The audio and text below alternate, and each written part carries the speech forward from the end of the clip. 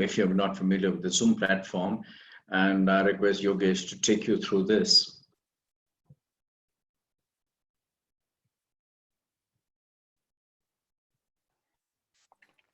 So good morning, team. Once again, welcome to all of you. I mean, we have kept all of you on mute because in unmute, there is a lot of background noise at times. So using chat is the best way to give you a world-class experience. Today I have with me my Shraddha and Sulbha also. So three of us will be, constantly watching the chat in case you face any problem or if you have any questions. Webinars are different than the classroom sessions, so we can't really see you or we can't interact with you. But we have certain tools that we will use from time to time.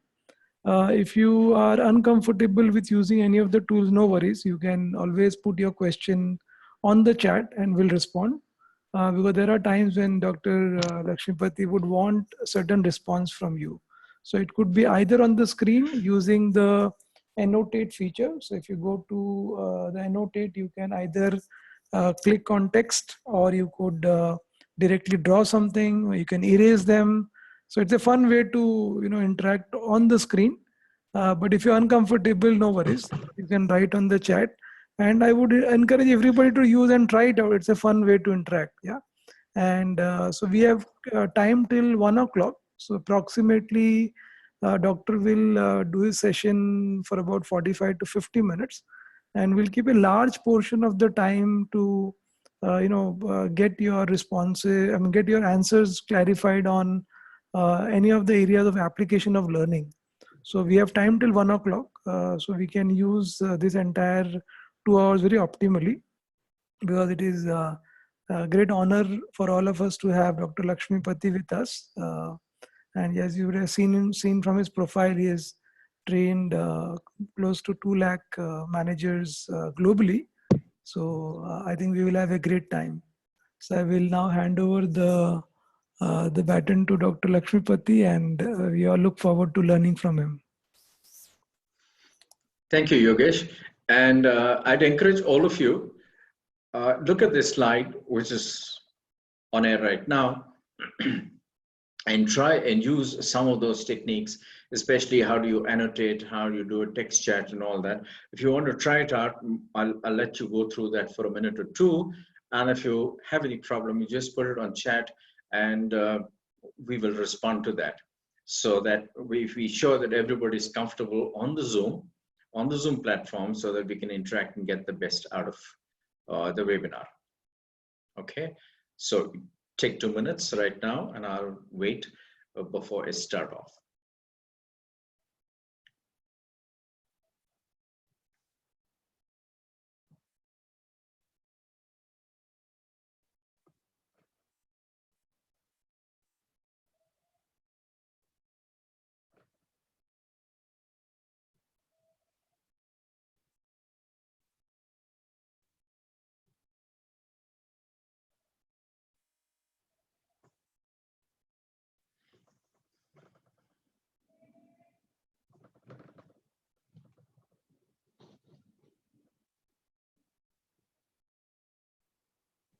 Okay. Any questions? Yogesh, can I start? Yeah, please go ahead. Okay, right. Now let's start off with the subject content itself on the webinar. Okay, let's start with a very, very broad kind of thing. Is tell us in what areas would you like to use innovation? It's very surprising that how we have from childhood been given watertight compartments of what can be used where. And that's how we come out with certain kinds of preconceived notions about various things in life. And innovation is no different. For instance, most of the people think that innovation is basically the job of an R&D department in a large organization. So where do you think you would like to use innovation? If you'd like to just keep typing something as we go along, then that'll be passed on to me and I will respond. And I'll use it in trying to tune as far as possible whatever my presentation is to answer your questions and address your needs. Okay. Now, For whom is this webinar? That's a very important question. You need to understand that. You need to answer that yourself. This webinar actually broadly is big because it's all about innovation. It's for everybody. Anybody and everybody would definitely benefit, because innovation to me is all pervasive as creativity is, and from creativity to innovation in terms of conversion into a product. Specifically, however, this webinar will orient itself and address itself to existing entrepreneurs, because you need to constantly keep innovating to be in a competitive world. And at the moment you innovate something, you come out with something, very soon that becomes obsolete as a product obsolescence or a service obsolescence, and then we need to go ahead and find something else new. So existing entrepreneurs have definitely going to benefit from this webinar. The second are executives, and surprisingly, whatever be the kind of job that you're in, it is very important that you must innovate. I mean, innovation is something very, very important for you, because, as I said earlier, innovation is not just for R&D. It's just not for product development. It is for business development. It's for marketing. It's for purchase or material management. It is for supply chain management. It is for people in finance, surprisingly, because there's so much innovation which can be done in finance to be able to add to the profitability. And whatever be the kind of function you're in, you can use innovation techniques to do your job better, for you to become indispensable for the company, as well as in a larger context to try and innovate and try to come out with something which is useful for your overall company at a larger scale. If you're setting up a new venture, again, this webinar is for you, because that's a completely, obviously you would like to start with a new innovation to have a competitive advantage and a greater chance of success with your startup. If you're a coach or a consultant, I'm trying to give you as much as possible in this webinar, and you can maybe use this as a base, as a foundation, and build up from this, and then subsequently use this to help your clients or your mentees. And finally, even if you're just someone who's just curious about what innovation is and how to make it happen in any field of life, I repeat, in any field of life, well, this webinar will certainly give you some very interesting any questions, will raise some very interesting questions and give you some very interesting techniques. Just as a weird, as a wild or one-off kind of thing, even if you're a housewife, with just, or if you're somebody who's interested in cooking, even then how to innovate in your recipes is something which even those kinds of things will be done, because you can use some of the techniques which you are going to cover in this webinar to help you do that. You could be a designer, you could be an architect, you could be an engineer, you could be anything. And whatever field of life, even if it's a question of like jugaad, as we say in India, in any field of life, this webinar will certainly give you tips. And that's it, all encompassing. Now, why should you listen to me, and what is my credibility? Okay. Now, first of all, I've trained, as Yogesh said, trained and consulted with over 200,000 managers and executives globally. There were a lot of practicing managers and business owners in this whom I've helped, small and large. This is very interesting, because the techniques I'm going to talk about is even true and can definitely be used for very small companies as well. And hopefully, I will give you some examples at a later stage. My PhD is in creativity and innovation, and my sample size for my PhD alone was 4,000 managers whom I trained, and I tested them before and after in skills. So what I'm talking to you is about is something which is highly researched and highly proven. And finally, I've worked in different cultures and environments. So therefore, what I would be suggesting is something which can be used, universally used and applied. Now, what benefits are you likely to derive? What's in it for me? What's in it for you attending this? First of all, you'll understand a step-by-step process of innovation. It's a very practical kind of webinar and a user-friendly webinar. I'm trying to get the theory out of it, and my interest is not to present you with the great voluminous research which is available, and therefore it's something practical and user-friendly. And mentoring with real-time correction is something which is extremely useful in in helping people not making mistakes, because under guidance you don't.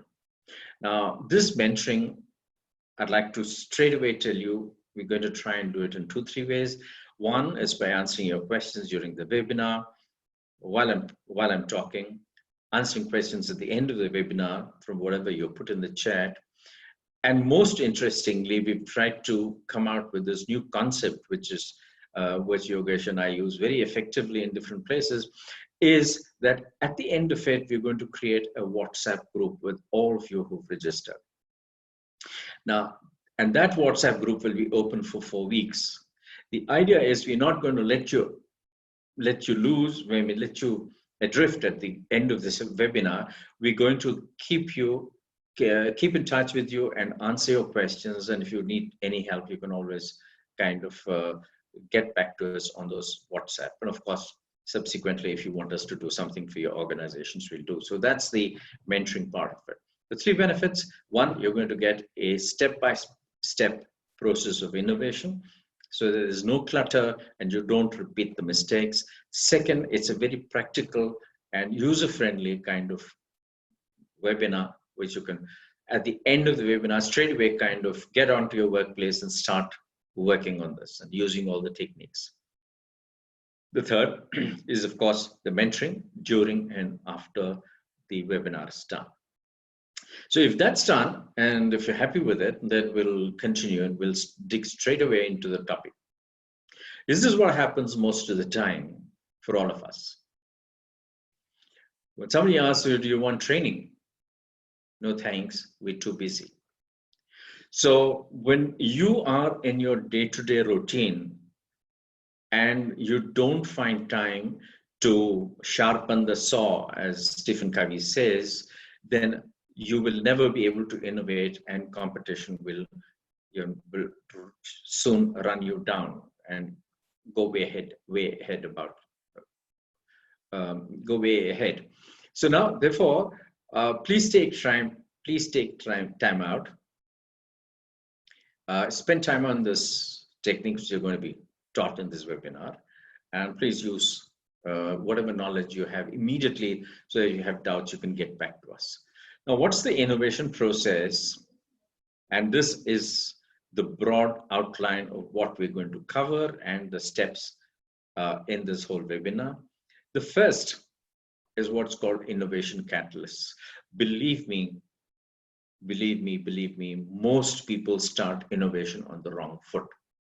How many times have you, if you've been in the executive world, you've seen the boss coming into the room and saying, okay, guys, let's think out of the box. Let's get some good ideas. Let's get something which will beat the hell out of competition. Well, that is absolutely the wrong starting point for innovation. For good innovation, you need to have a group whom I call the innovation catalysts. And forming that group is the first step before getting successful innovation. The second is defining the focus.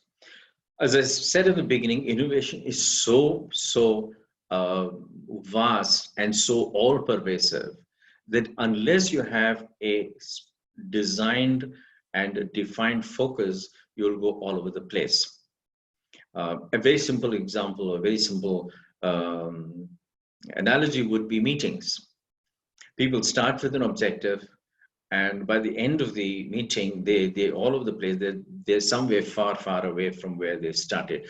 So defining the focus is another very important step. As I said, not the way the boss comes and says, okay, let's have some good ideas, or let's have some ideas out of the box. No, first, form a team. Second, define the focus. The third, which is what we're going to cover in this webinar, is Imagineering. Ideation, generation of ideas and generation is something which is very natural to some people, but I've learned from experience, and research has also shown this, that actually Imagineering or ideation is always helped by having a lot of tools and techniques. So many tools and techniques have developed, and at least there are at least 50 of them in a list that I have. which probably I will share with you in case some of you are interested. And you can use different techniques with different people in different scenarios so that you can get the best ideas out. And this is the third step we'll be covering today. The fourth step is, once you've done this innovation, of course, this is when you get into the practical thing. Prototyping is actually a part of innovation, because to make it commercialized, which is the next step, you need to do a prototyping, because all these steps are never linear. This innovation is always iterative. Okay. And finally, you'll do the commercialization. And these are the 5 steps which we'll try and touch upon today. If anybody has any question about this, any point, any opinion, any clarification, please put it on the chat box and it'll be sent across to me. Okay. Now, therefore, let's now, you see these small arrows coming up. And why do they come up? Oh, that's because, as I just said, innovation is not linear. It's not coming right from on top to right down. It's also a question of, it's a back and forth. It's a back and forth kind of operation. Sometimes from innovation to defining the focus, from imagineering, and sometimes even from prototyping, you can go back to defining the focus. So it's a process which is iterative, which is not exactly as step by step. We've broken them up as a step by step, but you will have to do a little bit of back and forth to get the best innovation out. All right, now let's ask a question at this point. Idea generation is the starting point. Do you agree? I'd like to see if there's any hands going up. Right? And if it's sent across, it'll be sent across to me. Idea generation is the starting point. And as I said, the boss comes into the room. The second is innovation. I'm giving you a definition here. It is invention plus commercialization. Creativity is the spark which comes out. It's the idea which comes out from your brain. And innovation is converting that idea into a practical, saleable, useful, tangible product, or convert it into a service. That's innovation. And innovation ultimately is an invention plus commercialization. And the third myth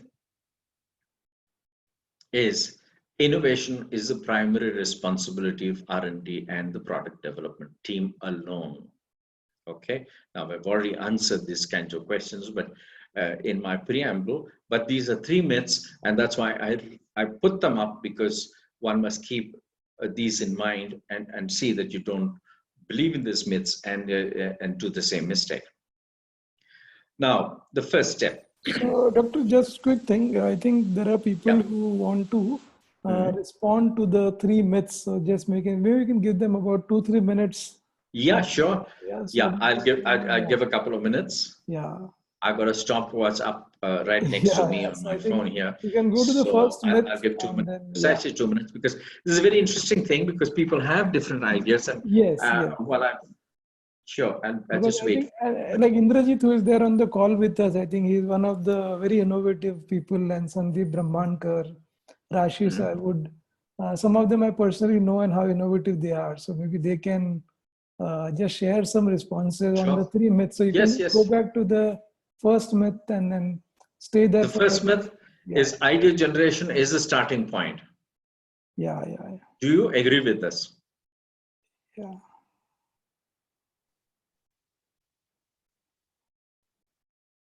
Okay. So Sanjay is saying yes.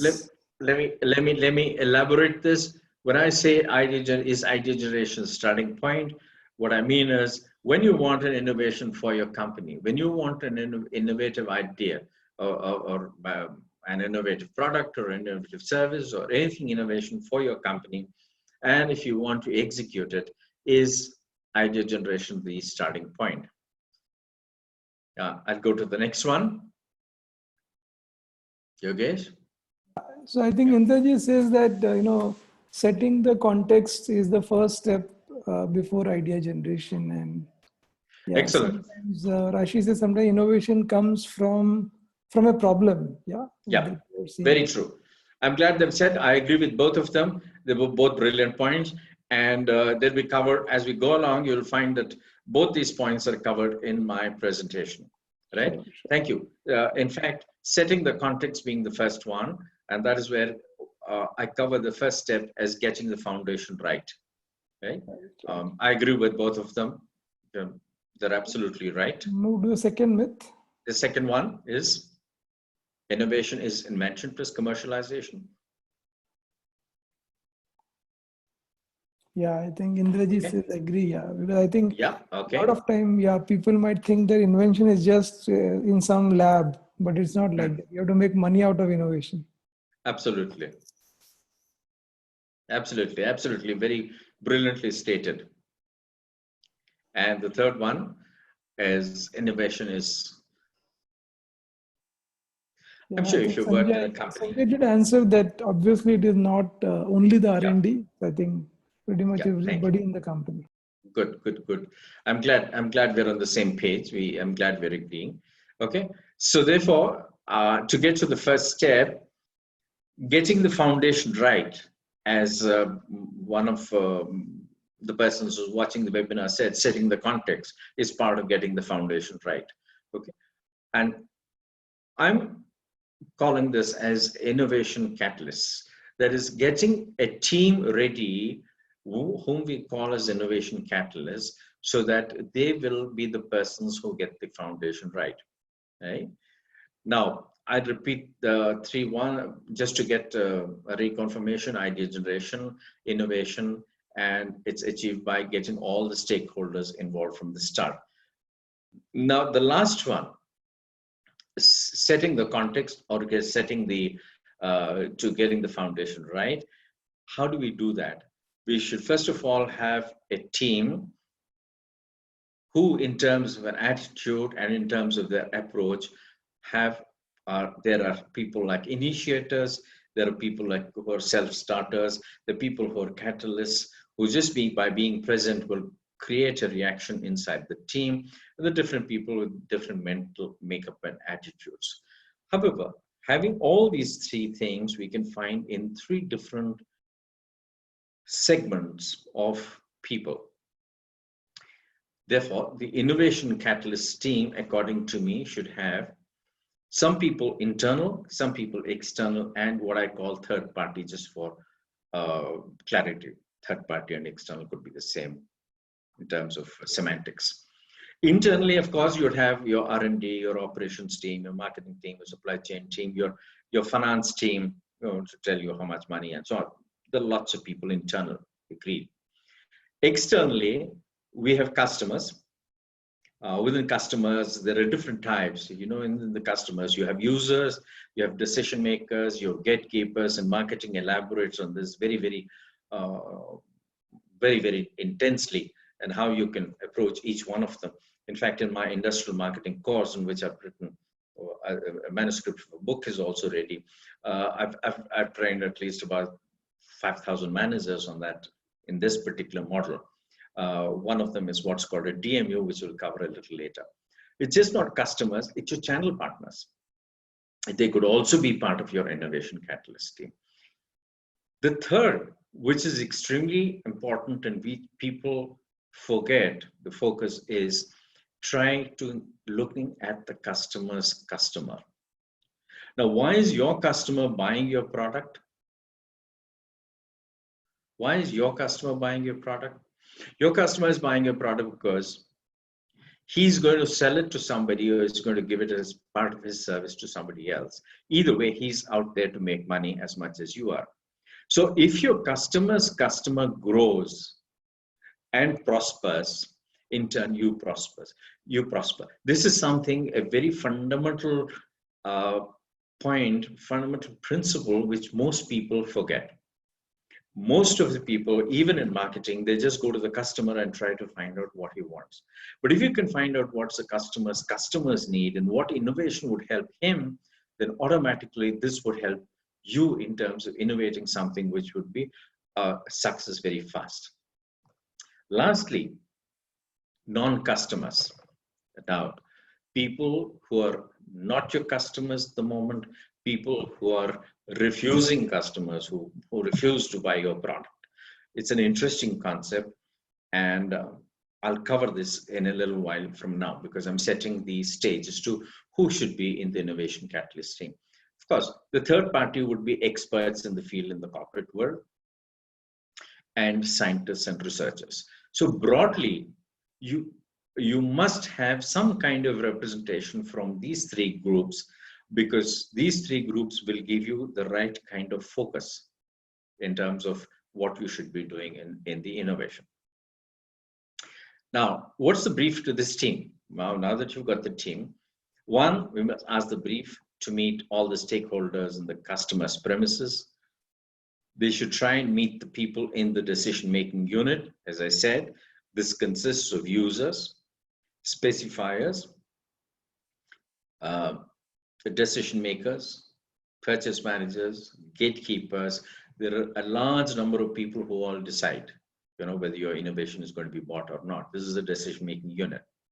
It's nice for this innovation catalyst team to examine behavior over a period of time and see how people have been solving the same problem in the past and who are likely to solve in the future. And this will help give a much better perspective for approaching the problem.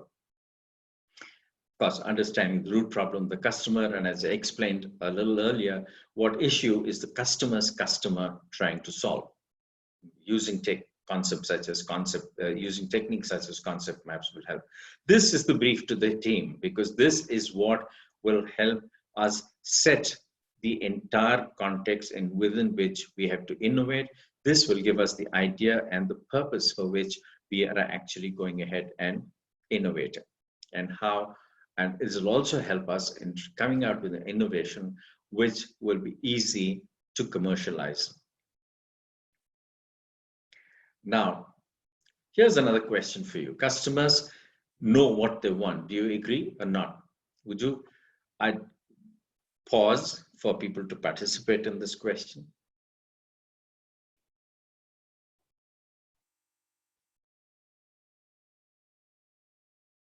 Yes, Yogesh, have you got some answers?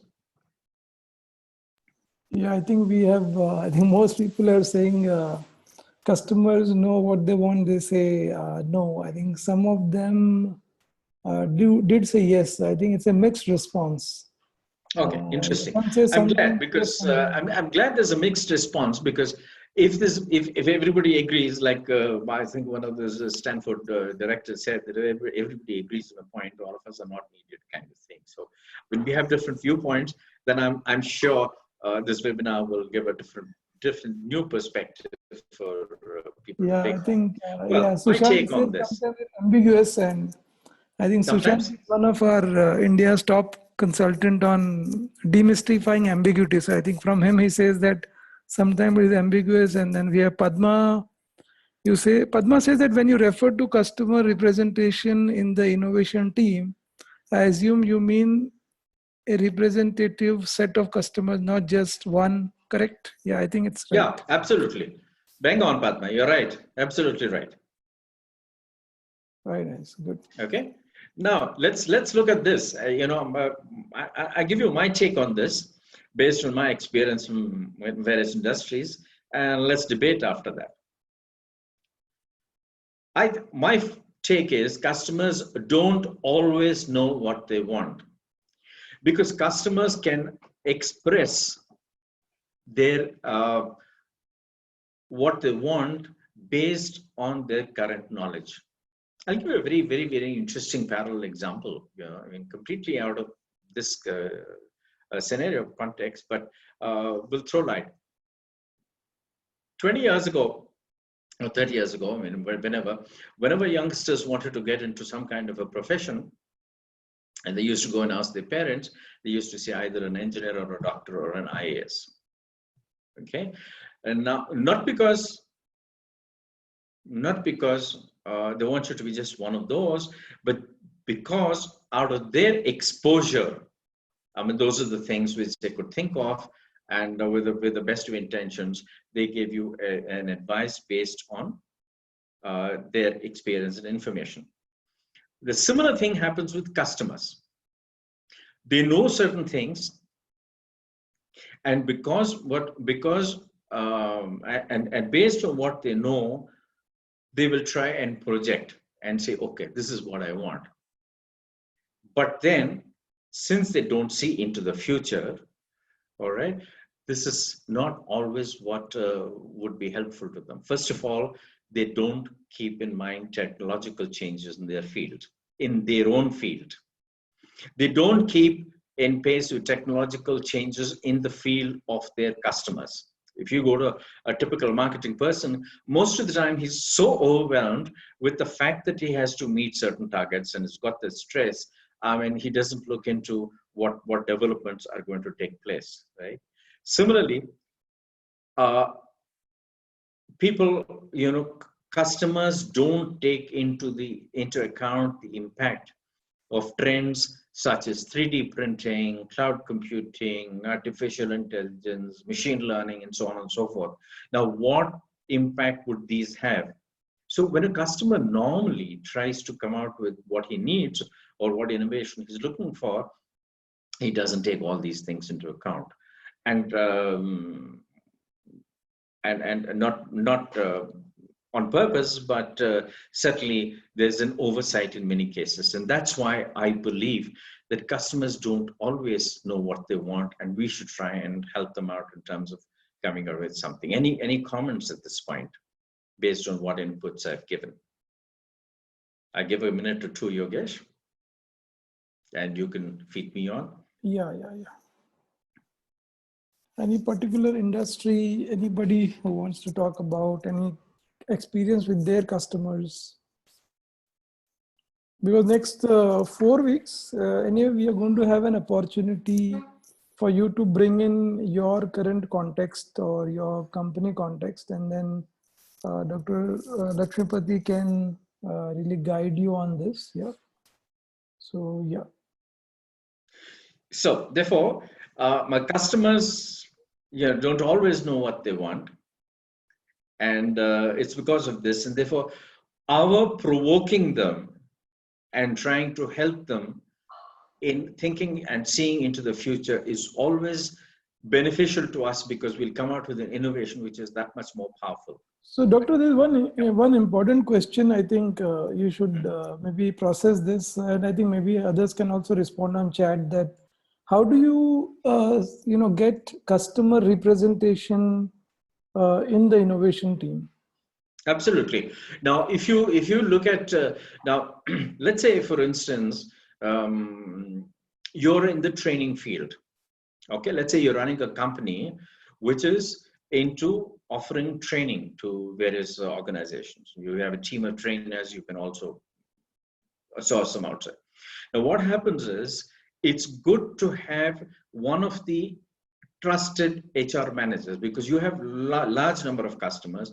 Out of that, there'll be some particular HR manager of some particular company who's very close to you, because it's a kind of a win-win situation. It's a kind of a synergy, because he tells you what he needs, and you try and make it to and try and locate it, source it, whatever it is, or design it and give it to him. So it helps his purpose. So therefore, this is what I mean, a representative customer. Padma's question that could be representational. Yes. Is there a customer whom you can trust and who's willing to partner with you in your combined progress? I'll repeat that.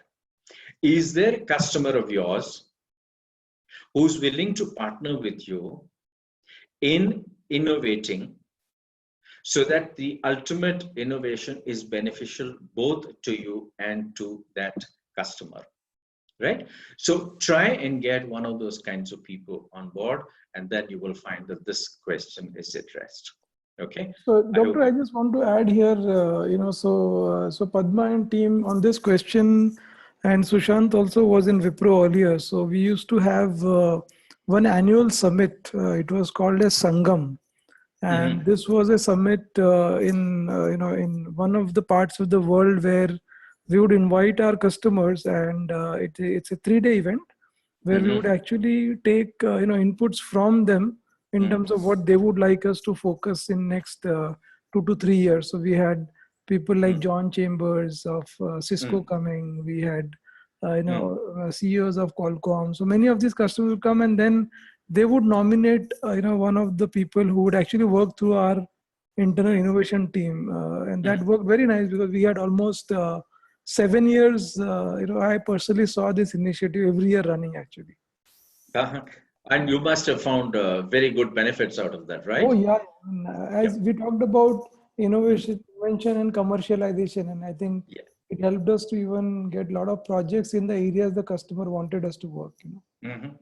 Great. I'll give you a couple of examples to add to what you said just now. I'll give you 2 examples from my own consulting experience. One is a large company, one is a small company, a startup. The large company is Crompton Greaves. And within that, of course, we did this with different divisions. One of the divisions was the fan division. So we used to get customers on a regular basis along either the customers themselves, or we used to get groups of channel partners to the factory. And then they used to go around and then start giving ideas and say, okay, this is likely to happen. That's, and this is the future, and so on and so forth. The other extreme is Estelle. Estelle is a fashion jewelry company. It's originally from Canada, and then they have partners here from where it was started. And I was associated as a consultant for it right from the beginning. And it's a fashion accessory which is becoming extremely popular. When it started, our original projection was that in 3 years' time, we would reach turnover of 1 crore. And actually, by the end of the first year itself, our turnover was 5 crores, could ramp up very easily. One of the techniques we used there, again, this is fashion jewelry, fashion accessories for ladies. We used to have focus groups kinds of things, and then give them a whole lot of new designs which were on the anvil, which are not yet introduced. And we used to get, impressions from them. And as we used to get different kinds of customers, some of them totally domestic, and some of them who used to travel abroad quite often. So you used to come out with a lot of ideas. So this is a very powerful tool, that getting customers on board onto your innovation. And this is something which is very, very often missed. And I found hands-on actually how powerful this is. And please, you must use this kind of this thing. Okay, let's move on. Remember, the customer is always your first and most creative challenge. You must listen to the customer's problems. You must restate the problem in customers. You must work together with them. These are all several of the techniques which you can use.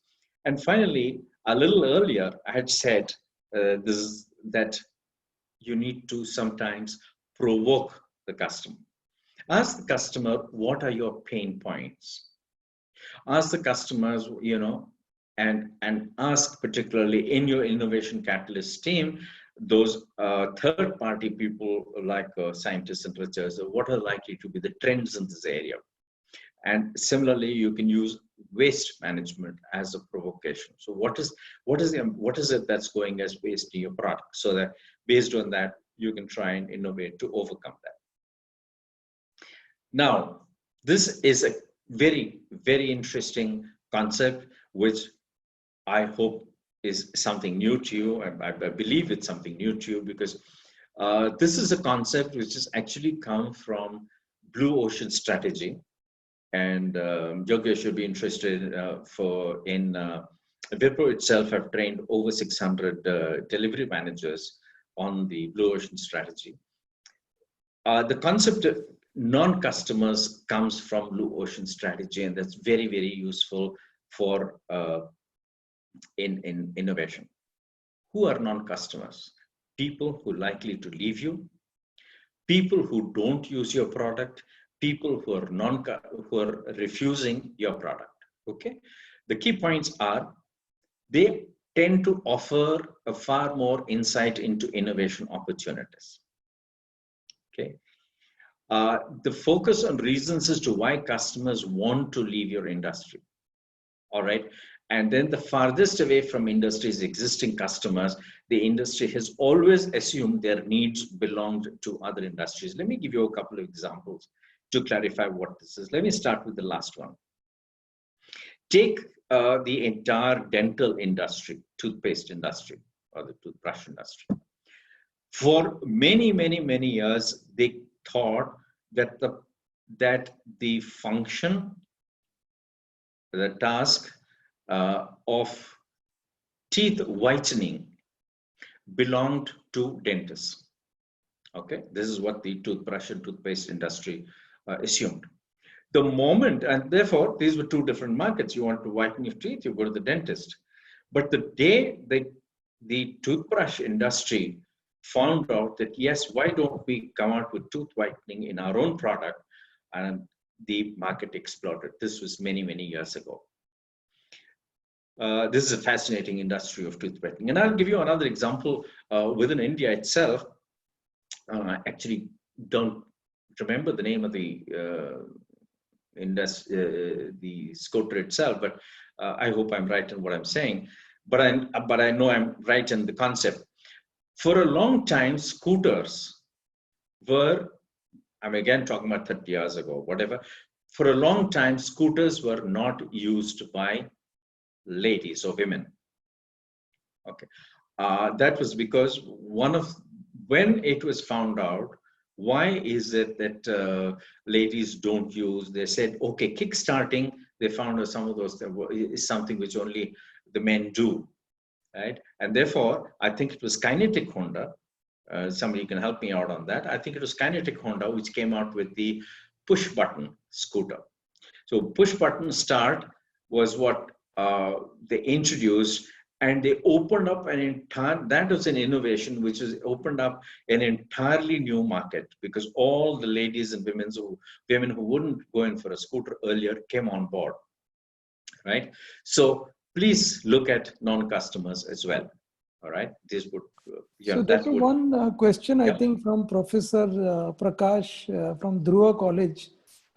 He's agreeing to a point, but his also point is that there is also a concept of customer decision buying process, where there are people like influencer, decider, buyer, and the consumer.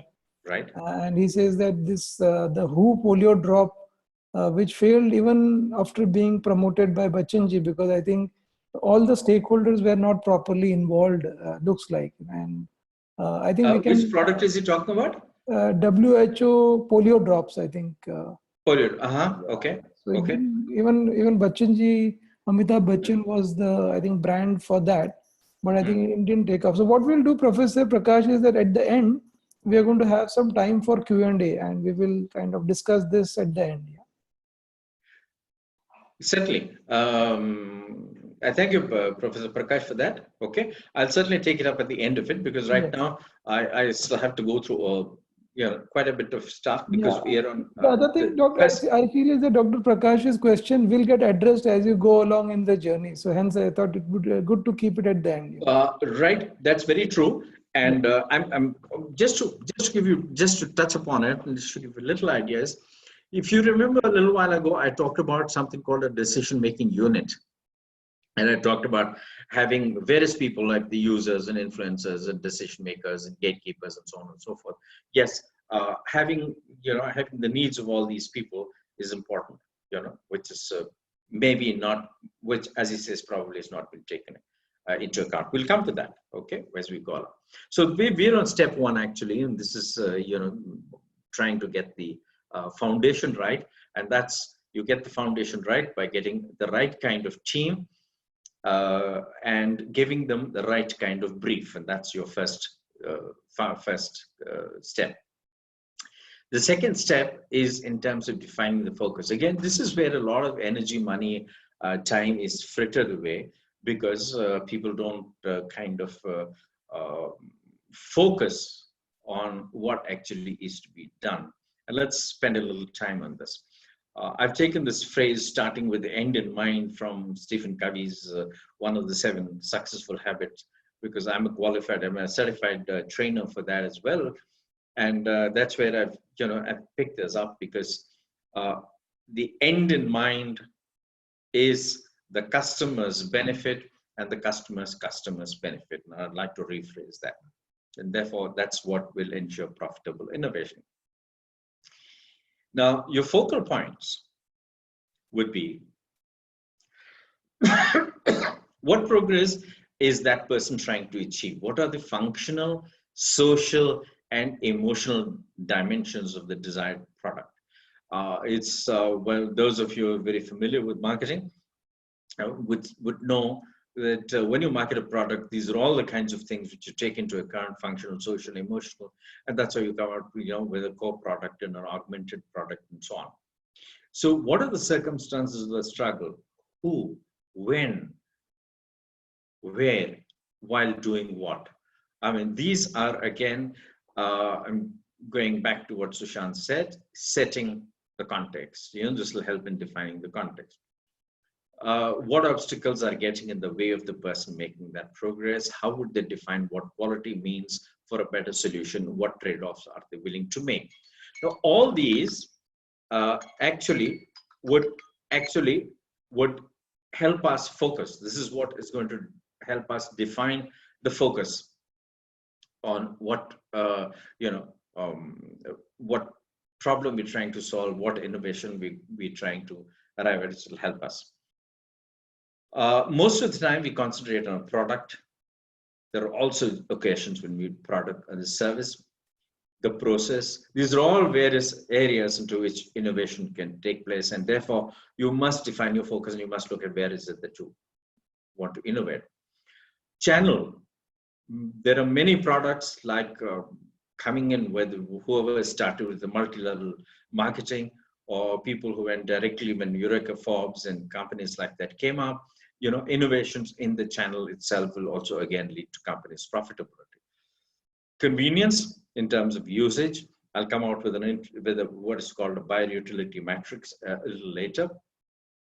And in a buyer utility map, you'll be able to take into account all these things, and that will give you a very nice framework to arrive at your focus.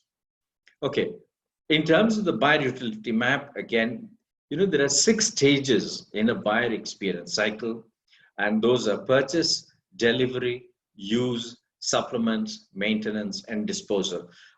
Anybody who buys any product goes through all these. Anybody who buys a service goes through some of these. So these are the 6 stages, and one can keep this at the background when you define your focus. And just as you have the 6 stages of the buyer experience cycle, there are utility levers, the ways companies can unlock exceptional utility for buyers, and that is by helping them in achieving the following for the customer. One is customer productivity. The second is simplicity in saving time and others, convenience, risk, and fun and image. Now, when you plot all these in terms of a matrix, you'll arrive at, environmental friendliness. And when you put these in a matrix, you'll come out with what's called a buyer utility map like this. We have on the one side, purchase, delivery, use, supplements, etc. And on the other side, you've got the 6 different utility levers. You put a matrix like this, and you can see where is it, you can get maximum bang for your mile, out of your innovation. So this is very interesting in terms of setting your focus. Doc, just a second. I just want to let the participant know that I think some of these concepts are, you will have to spend time within your own organization, and we're going to send you the recording of this webinar, and you can watch it again. And then in the WhatsApp support that we are going to provide for next 4 weeks, you could take doctor's help to understand any of these, how to use it. So for example, if you're using the buyer utility map for the first time, you may ping doctor and he can help you with how to define it in your company. Yeah. Thank you, Yogesh. Actually, You're absolutely right, and I thank you for the clarification, because Yeah, each yeah. one of these is a very, very powerful tool. I've condensed a lot of essence from an enormous amount of material, and I'm trying to put it down in an hour's webinar so that you can just try and get a bird's eye view and get a perspective, and get also the possibilities, the enormous possibilities of using any of these things. But yes, Yogesh is right. You'll have to apply your minds and go through each one of these. And as I said, for the first 4 weeks, we will definitely guide you and help you in case you want something. We can get onto our WhatsApp group. We come to the third step, which is something which is so huge, so huge, so huge, that even if I have a 1 week seminar, I'll still run out of time just to help you with tools and techniques for ideation, imagineering as we call it. Okay, so just I'll touch upon some of these to give you an idea. And broadly, in my mind, the categories of tools and techniques are, there are certain techniques which are for exploiting randomness. You think at random, you come out with better and better ideas. Okay, you have advanced techniques which need certain kinds of expertise, like for instance, something called synectics. You have techniques which are called enhancement techniques of what you have at the moment, and finally thought widening techniques. These are the 4 categories, but I'll give you, just to give you a greater understanding, this is what I'm going to cover. I'm going to cover 1 free flow technique, 2 enhancement techniques, 1 thought triggering, and 1 advanced technique. Okay. Now, out of these, the first one is the free flow technique is delting. The second is checklist and attribute listing, and reverse brainstorming, and so on. We'll cover all these as we go along. First, free flow technique. This word delting is something which along with a senior of mine, I coined. Actually, I discussed this with a person like Pradeep Kandwala and others, and various, and came out with this idea called delting. It's nothing but a mixture of 3 different powerful techniques by themselves. The first is the Delphi technique, which is used for forecasting primarily. I remember I first heard about the Delphi technique, I think almost about 40 years ago in economics, where you have a group of experts and you try and get their ideas. Most of the people have heard the word brainstorming and use it very loosely in their conversations, but they really don't know the technique, the rules, and the perfection with which brainstorming can be done. And in improving on brainstorming is what's called the brain writing.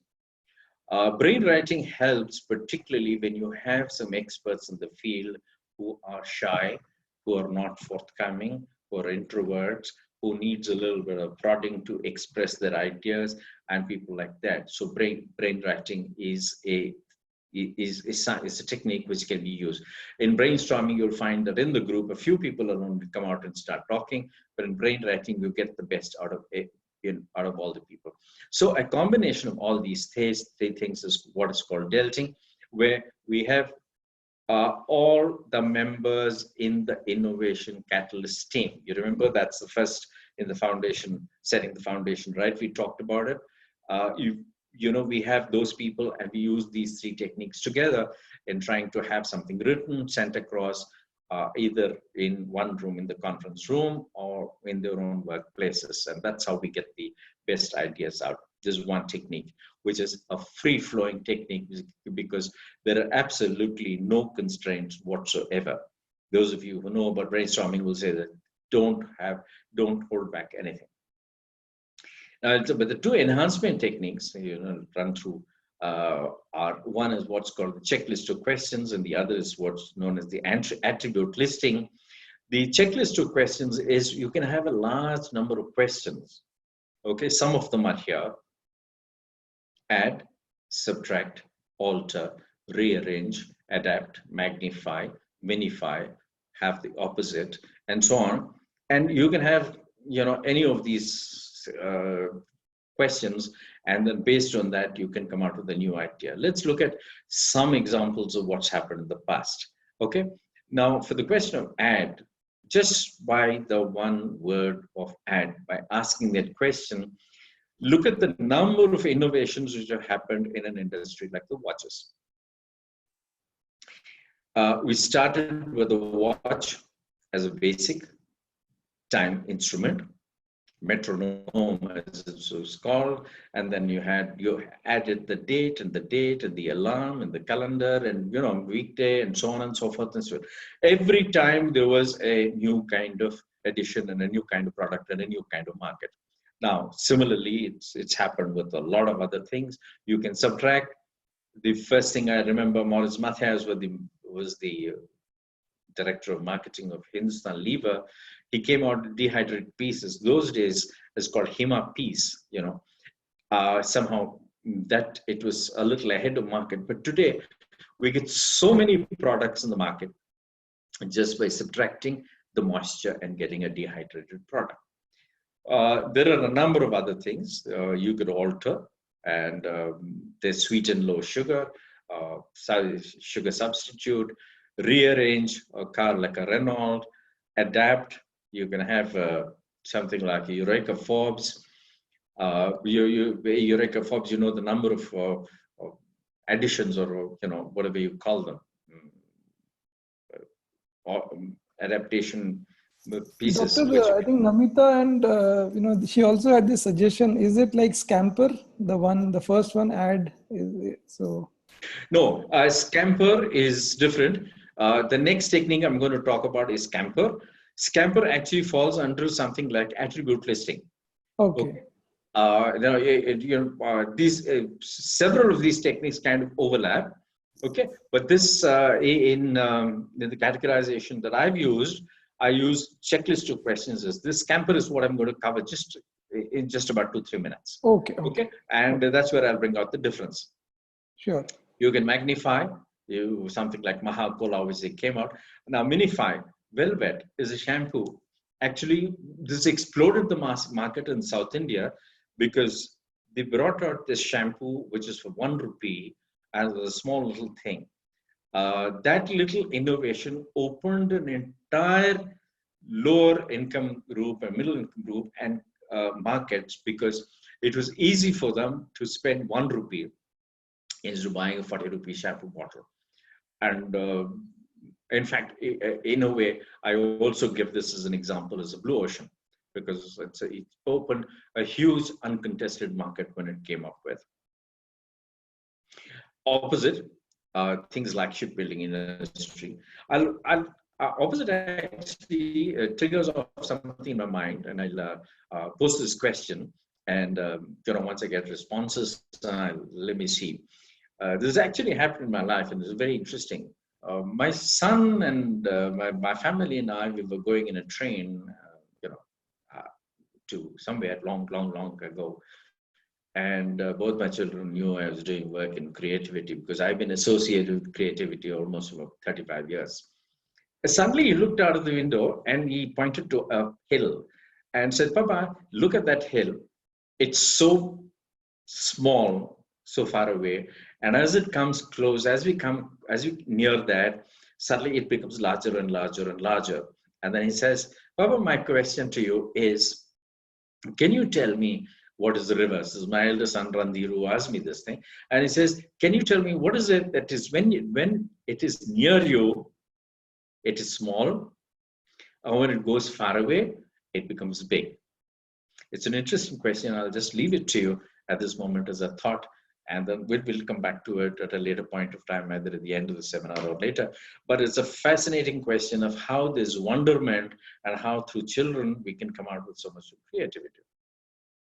Some more examples of checklist of questions. I'll quickly go through them.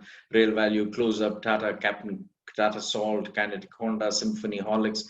The list is endless. Okay, and now I come to Scamper. Now, Scamper, I classified as something, it's again a question of having questions, but I use it under attribute listing because Scamper works better with that attribute listing. In other words, you take a product, list down all its attributes, and then you ask these questions. Okay, let me see. Just take the example of suitcases. Okay, now go back. Some of you, I don't know, would probably remember that many years ago, when you travel, families used to travel with a trunk, with a steel metal trunk in which everything was used to go. And today, from that level, by using this thing about Scamper questions, people have been able to come out with a lot of ideas. Okay, now if as an example, they've come out with wheels and sizes and the attribute. Okay, let me explain this to you. The attribute of a suitcase, the attributes would be, or the features would be, what is it made of? What is the weight? What is the mobility? What is the ease of handling? These are the kinds of questions you ask, and these are the attributes you list. And subsequently, when each one of them is kind of examined, and then you ask these questions, can I substitute something? Can I combine something? And so on and so forth. Then you'll come out with new ideas. Okay. Now, substitute, for instance, you can substitute components, you can use substitute materials. And that's how from a trunk it's come to a very lightweight material at this point of time. Okay. So you have a lot of any of these attributes you can use, different kinds of Scamper questions. As I said, Scamper is also a set of questions, but I find it more powerful, more useful when it's used with attribute listing. Now, examples of a combined, okay, now this is, one of them is combined, the second one is substitute is combined. When you go back into history, you'll find this. You have a cassette deck and you have a radio, and together they came out with a Walkman. And the Walkman and the computer together, you came out with the iPod. And the telephone plus the iPod, and then you came out with the iPhone. And then you can see all these together, the iPod and the phone together came out with something else, right? Sellotape plus. You used to write the small little cards on which you used to write different things which you have to remember if you together. When these two things were combined together, you came out with a very powerful post-it. So combine is another thing. So going back to the earlier question, sorry, since I've animated, it's taking a little time. So what you do is, you in the attribute listing, you look at the attributes and then you ask these questions, and you probably come out with different. First is substitute, is what I explained to you. The second is in terms of combination. There are lots of examples. So, doctor, I think I would recommend that if our participant can use this Scamper and do this at their own workplace in next 4 weeks, and then maybe on the WhatsApp group share, do they see any opportunities to innovate? Right.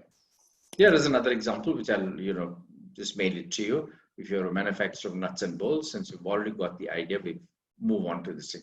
Well, very true, Yogesh. I think we'll do that.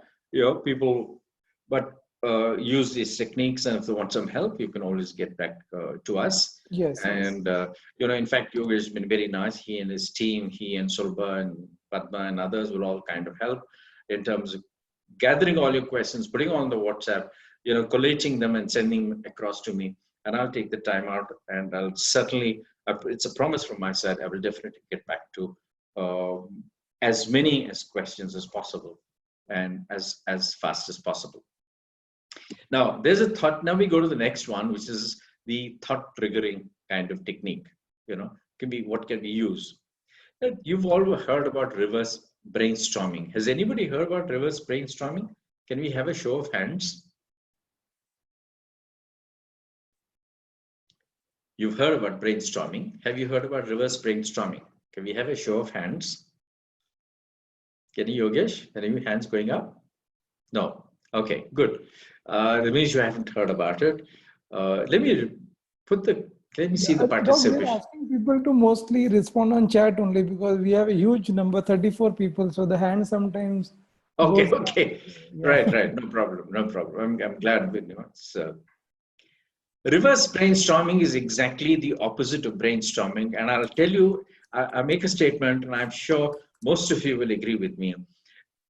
It's human nature to be able to find fault easier than to compliment. If you just look at human nature across, you'll find most of the people finding fault, saying this is not okay, that's not okay. But very few people go and say compliment the janitor or the receptionist or whoever, the lift operator or whoever it is. You know, you're doing a good job. You know, so it's human nature. It's easier to find fault than to appreciate something. And the reverse brainstorming is based on that particular principle. It is ask exactly the opposite question.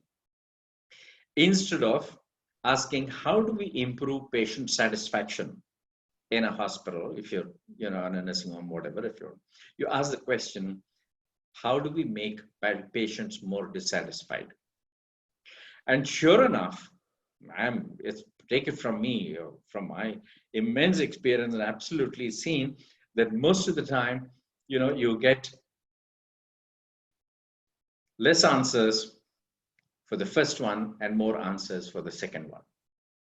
Okay, and then they'll come out with how to make them dissatisfied. Is your double book appointments, you remove the chairs from the waiting room, you put patients on phone on hold, have patients wait outside in the car park, discuss patients' problems in public, and so on and so forth, right? So you can have a whole lot of kind of ideas which will come out when you do reverse brainstorming. It's a very, very powerful tool. Please use it at your next meeting and say, let's do the opposite. Let's not say go through brainstorming. Okay, let's ask, how do we make our customers more dissatisfied? Believe me, you'll come out with some brilliant ideas. How do I reduce customer satisfaction in a service center, not answering the phone, not returning calls, or being a rude staff, give the wrong advice, and so on. These are examples. So this is a thought triggering technique. Okay. Now, if you'd like more techniques, please write to me. Okay. As I said, I have more than 50 to 60 different techniques. And at this email, it's professor.drpbl@gmail.com. And I put both professor and doctor because I'm qualified. Most people don't know that for a professor, you have to be qualified. I'm qualified both ways. And that's how I made it. This is prompted by Gmail when I try to put my full name. But please get back to me. I have a lot of techniques, and I certainly would like to share. My idea is mentoring. My life goal at this stage is mentoring and helping people as much as possible. Please make use of it. Then, of course, we'll get to the last two stages, which are actually not in the innovation or idea generation stage. But why I have put these two stages is it's important to do the iteration both ways. Okay. Now, the prototyping involves two different things. One is MVP, which is a minimum viable product. A minimum viable product is one with a basic set of features. It's released to gauge people's reactions. It's always, when you make out an innovation, you just don't go out into the world and just do it on a mass scale, because you just don't know it's going to work or not. And you just work out a small thing. And an MVP actually avoids a mismatch. It averts total loss. And if what if no one wants your product kind of question is kind of avoided. As an entrepreneur, those of you who are entrepreneurs, and even if you're a coach or a consultant, please remember this: your entrepreneur would be overexcited about his ideas because we're all attached to our ideas. Therefore, we just tend to go ahead and spend money. It's much better to try it on a small scale. We try and this is a stage where we involve the customer and to see a match between the features of a product and the benefits that the customers want. An MVP is therefore released to get a feedback, and as always, as I said, nice to go back and forth. Right? When you do an MVP, This is a small, what well, the buzzword today is like a life hack. Features at each stage of the journey cycle. Try and categorize them as must have, should have, could have, and certainly as those that you won't have in the product. After you've done this, do an alpha testing first, beta testing. Alpha testing is very close, trusted people with whom, even if your product fails, it doesn't matter. Beta testing is a small group of customers. And then once you've gone through these two things, then you can go ahead and have a full-scale commercialization. Now, just a tip when you want innovation, and this is a tip to also entrepreneurs also, that it's always nice to start with one segment and also to start small. Like Amazon started with just books. Facebook started because of college students. So it's always nice to start your innovation on a small basis, with preferably with one segment. There could be combination innovations which you can use, like a product and a benefit. You look into the atmosphere of buying, you look into the atmosphere of use. Please relate your innovation to the buyer utility map. This is a very powerful way of validating the innovation that you made and coming out with a better judgment of how successful your commercial venture is going to be. So here's a recap. We do the innovation catalyst. You form the team first. That is getting your foundation right. You define the focus by focused activity, you will get better bang for your buck. Imagineering, we've gone through a number of techniques, which are all, which can be used, and there's so many more. Prototyping and commercialization. I mean, these are the 5 steps by which you can ultimately make an innovation from beginning to a point where it starts making money to you. Now, webinar is simple, but I just want to leave you with this thought. But what innovation in practice actually needs is a focused development work. You need an assistance of an experienced coach. And as I said, we're happy to guide you through the process if you want to, but you're fine to go on your own. This is selling marketing, but this is an offer. Okay, and as I said, you can reach out to me at this email address. My breaking it up to you is to make it a PROFDRPVL, okay? And innovation and design thinking, a step-by-step guide for your workplace. If some of you are interested, we are planning to have a workshop, a full-day workshop on this, which I'll be anchoring. And it's a workshop which will be hands-on, so people can come with their company problems. And this will be at the Radisson in the month of January. Most probably the date is 25th. We will be sending you a thing by through the WhatsApp group, but please spread the word who is interested. Our idea is basically to share. As I said, we are starting a WhatsApp group. Please be active, okay? And as I said, for 4 weeks, we will give you whatever information you want. And any of you, if you're trainers and if you want to learn how to conduct a workshop on innovation, I'm willing to help them. All right, I'm willing to share my PowerPoint presentations. I'm willing to guide them, because my intention is that innovation is very important for people to be happy and for our country to progress. And therefore, I'd like to share this as much as possible. And for sharing, I'd like to even coach, train, mentor, whatever it is, as many of you train as possible, so that you can in turn carry it further and make innovation more widespread. And that's my honest intention. It's coming from my heart. Please reach out to me in case any of you want to do this program, and if you want me to coach you how to do this program, or if you want me to share with you all my material. As a bonus, this was put earlier, so just repeating it. There's a WhatsApp group. And now I'm ready for questions, right? So I think there are some questions which are already there for you. So I will start, and then maybe if I miss something, people can again post it on the chat. So the I think the first question was from Namita, and her question was that how do we make things work? You know, I mean, she's put words, but I think she means work. An example of how can we increase the traffic. So Namita, you know, if you can just, you know, maybe what I can do is, Namita, I can try to see if I can unmute you, so you can actually ask the question, and I will. You can ask. So I'm just unmuting you, so you can ask the question yourself. You know? So, Namita, you're unmuted. You can ask the question. Competencies, right? And based on the competencies, we frame certain learning objectives. And it's the same for. So I think we're not able to hear. So I think, Doc, the question according to her was, how do we make things work? So would you like to share something about, you know, Sorry, how do we make things work? Yeah, I mean, meaning in, you know, how do we make innovation work? You know, meaning, is there implementation challenges that you see when people drive innovation? Okay, fine, good. I'm glad you asked this question.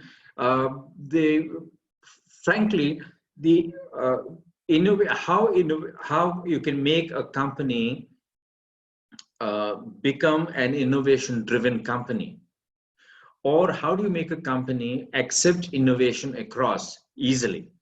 Right, is a completely different topic. It's not been included in this webinar because the focus here was more in terms of the process. What's the process? What are the steps that you need to take to come out with an innovation? You know, how to implement innovation is an entirely different thing.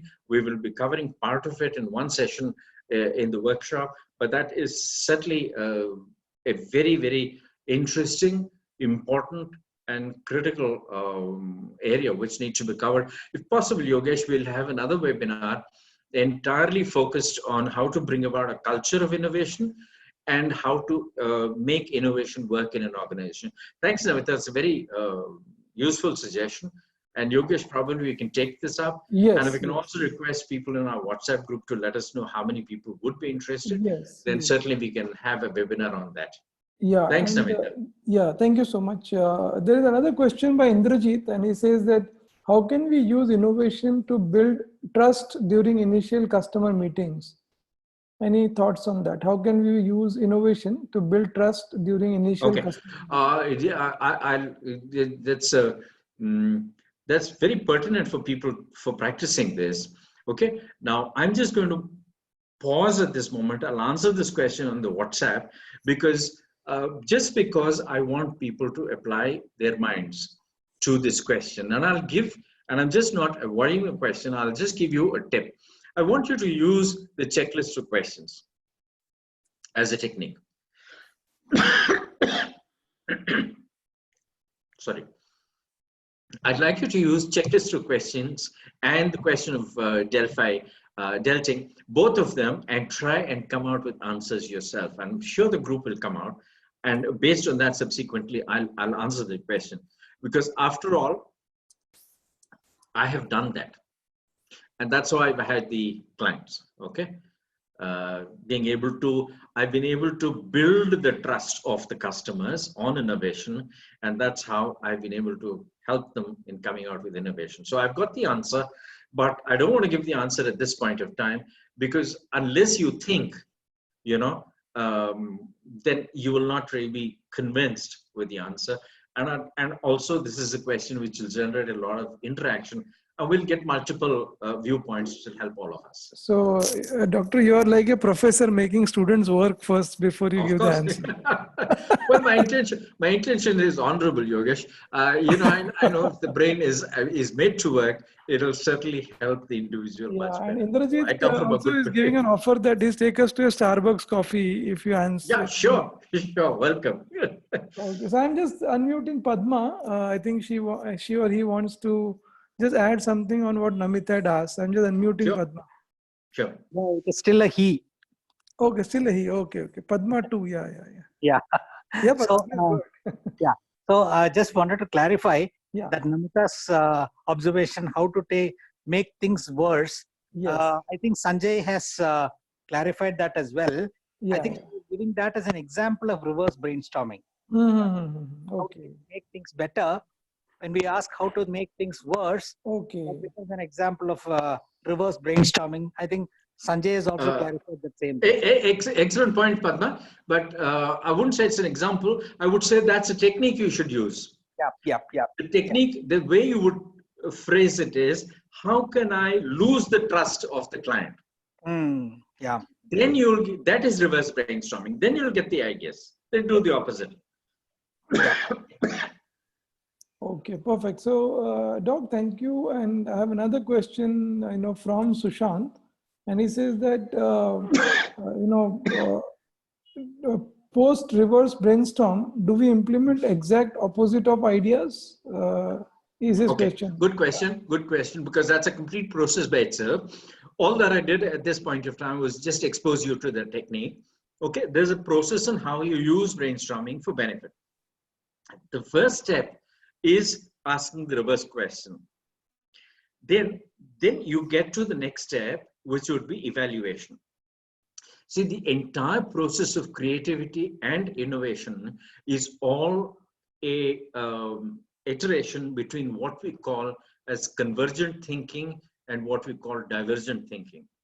Divergent thinking is the one where you actually come out with a lot of, lots and lots of ideas. Okay, you just don't stop, you evaluate them. But once you've got some ideas, then you get to a convergent stage where you start evaluating, knowing what is it that's going to work and what doesn't work. Okay, what's more likely to work. Okay, again, we'll go through that iterations, and as I said, we like who is the customer you try and ask. So therefore, the second process, the second step after asking the first question, how do we do exactly the opposite in reverse brainstorming, is the evaluation of the ideas which have come up. Once you have that list, then you go to the third stage where you elaborate on those ideas and you come out with improvements, enhancements, and more elevated levels of answers. Okay. Have I answered? I hope you've answered the question.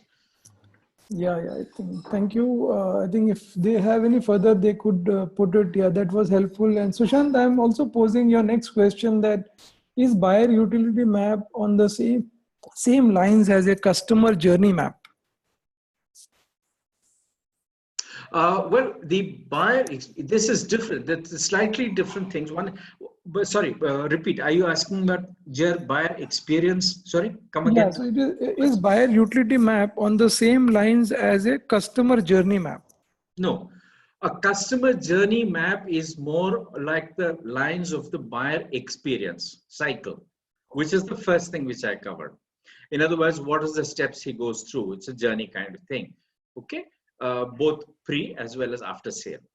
Whereas the utility map is what are the utilities which the customer can get out of that, where we can help as innovators. Like for instance, the purchase itself is a step in the customer journey map or a buyer's experience cycle.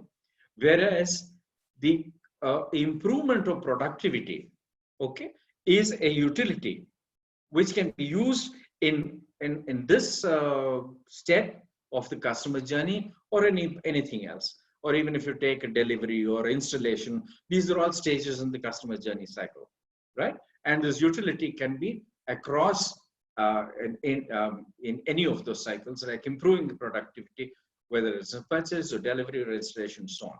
So that's why you have the matrix.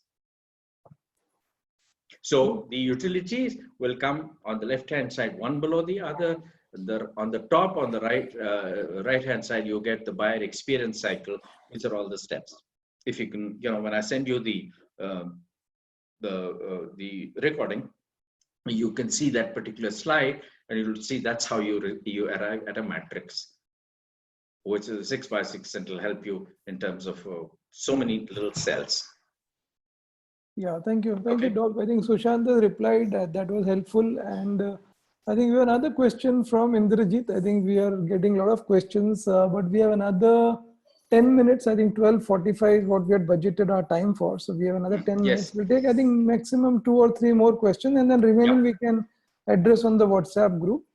Yeah. So I think the next question by Indrajit is that how do we motivate young teams to innovate, especially those who are, inexperienced researchers, who don't get the big picture, so how do young team kind of innovate on customer focused problems, because they are still new and don't get the big picture.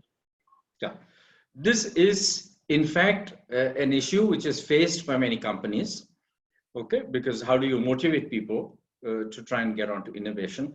They have to see what's in it for me. And therefore, that's a question which is answered in creating the right culture. Remember the first one which you talked about having another webinar on implementing or bringing in a culture and how to make innovation work. This is one of the key elements in that, because motivating a person or motivating a team is part of executing innovation. All right. When in the current seminar, in the current webinar, what we talked about getting the foundation right, we only touched upon one aspect of it, which is how do you form the team? What should be the composition or the content of the team? And secondly, we also gave an indication as to what should be the brief of the team. The third logical step which would come in is how do we motivate this team, right? And that's what is covered in culture, in how to bring about culture in the organization, right? So good, thank you. I think hope it helped Indrajit, but I think more we can discuss on coffee. Yeah. And there's one more question from Ramna. I don't know whether it will fall under today's webinar topic on innovation, but let me still share the question. There are too many choices in decision making, be it in personal life or in professional life. What is the right tool to make decisions? Okay. As I said, there is something called convergent thinking and something called divergent thinking. Okay.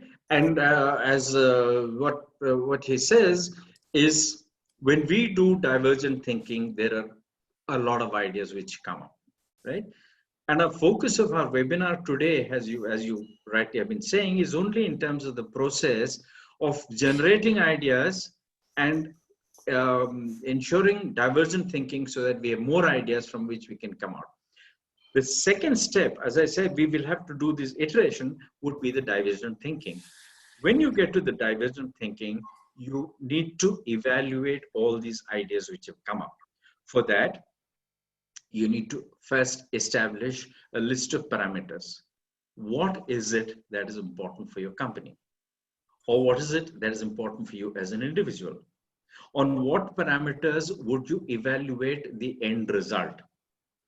Would it be on, let's say, a least cost innovation, or would it be something which you can very quickly bring in? These are all parameters. Supposing you find that competition has suddenly started eating into your market space and you want to quickly respond. So one of the parameters by which you would evaluate your solutions is that speed. How quickly can I do? So what you need to do is to list down a list of parameters, give them weightage. Then you prioritize them, and then based on that, you come out with the solution of choice. Yeah. Good, thank you. Any other questions? So I think Padma wanted to add something to what Indrajit had said. So yeah. Padma, I have unmuted you if you want to go ahead. Am I audible? Yeah, very much. Sure. So, Dr. This is basically, in a lighter vein, but not only are you audible, you got a nice voice on the mic. Go ahead. I'm saying that this is in a lighter vein and also triggered by what Indrajit asked as to how to inspire the younger crowd to really, get into this kind of innovation mode, or how to get them to do some divergent thinking, as you rightly pointed out, as well as, various techniques that are involved in terms of brainstorming, reverse brainstorming, etc. One more technique that I heard about recently is to ask this question: in this situation, what would superstar Rajinikanth do? Good. It's an unfettered kind of thinking in terms of beating all kinds of justification, etc. It's like getting people to really think out of box and come up with suggestions on how to solve this particular issue. So the technique is called "What would superstar Rajinikanth do?" Oh, good. Actually, I'll put that down in one of my new techniques the next time I do a webinar. Thank you. It's an interesting thing. Yeah. Actually, coming to think of it, you always, if you're motivated, you'll come out with ideas. And as I was talking to you, I just remembered another incident in my life. This is with my younger son Aditya. He was very small, and one day he had done some drawing or something written, and he brought it down for me to check it out in the evening. And as I was going through that, there was a little mistake, and I said, "Okay, get your eraser," and I'd like to erase and put something else. And then he went and he found that he couldn't find his eraser. All right, he was a little boy, probably 8 years old or something like that, who was faced with a problem. Where's his father asking for the eraser? He doesn't find his eraser. And what does he do? He thinks out of the box. He went and brought a rubber ball, which he had. And good enough, sure enough, it worked as an eraser. Okay. Right? So if you push to the wall, okay, you can certainly innovate, but the entire purpose of this webinar is for you to try and innovate without being pushed to the wall.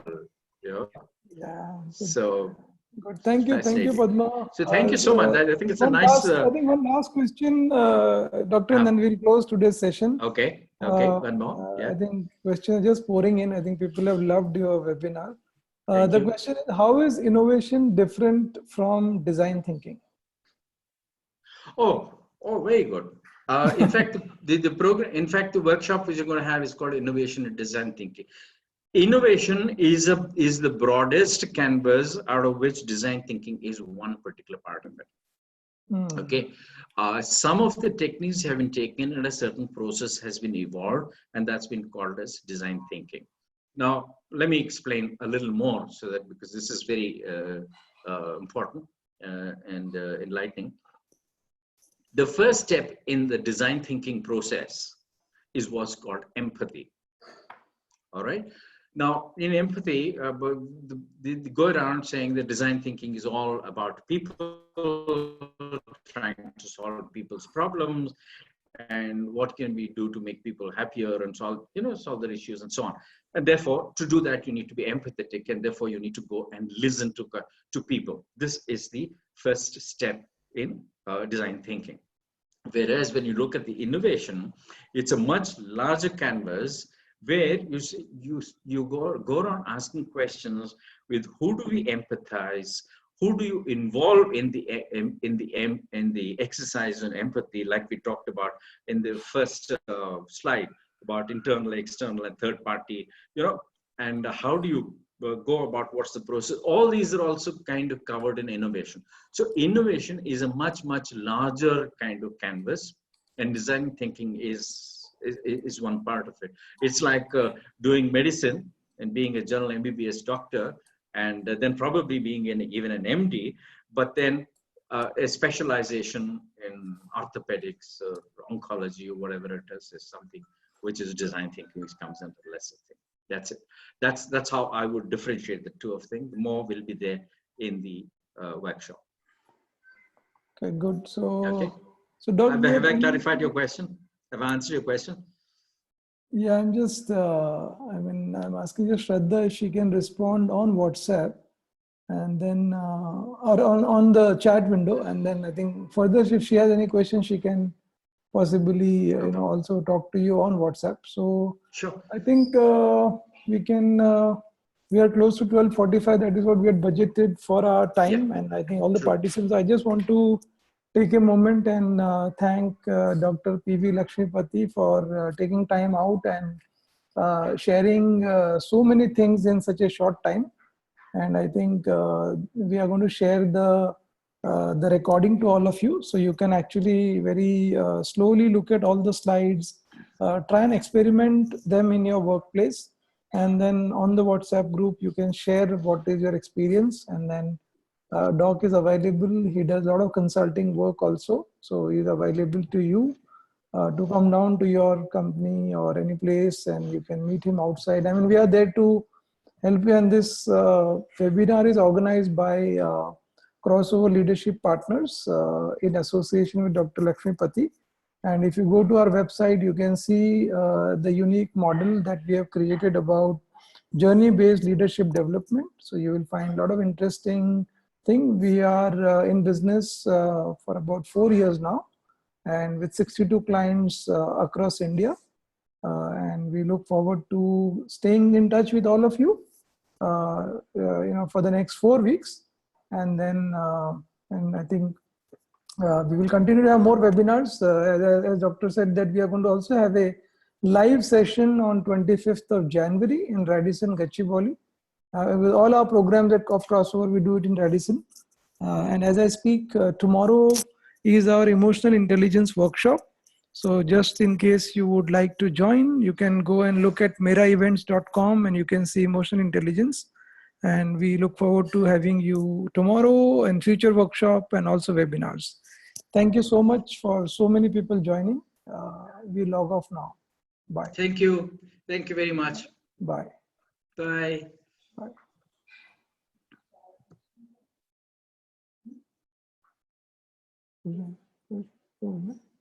Who's this?